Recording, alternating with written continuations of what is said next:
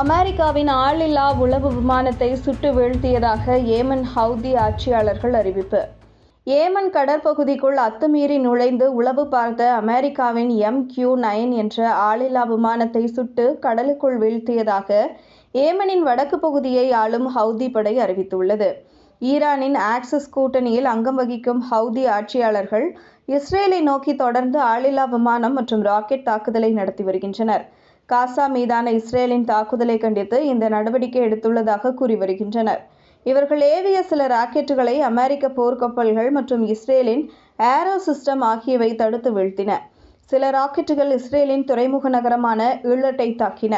இஸ்ரேலை தாக்கச் சென்ற ஒரு ராக்கெட்டை சவுதி அரேபியா தடுத்து வீழ்த்தியது. அமெரிக்கா மற்றும் இஸ்ரேலுக்கு தொடர்ந்து எச்சரிக்கை விடுத்து வந்தாலும் வரையறுக்கப்பட்ட தாக்குதல்களை மட்டுமே ஹவுதி படை நடத்தி வருகிறது. இஸ்ரேலிலிருந்து சுமார் 1000 கிலோமீட்டர் தொலைவில் ஏமன் இருப்பது இதற்கு மற்றொரு காரணம். எனினும் தற்போதைய அமெரிக்க ஆளில்லா உளவு விமானம் சுட்டு வீழ்த்தப்பட்டது குறித்து அமெரிக்கா உடனடியாக தனது கருத்தை தெரிவிக்கவில்லை.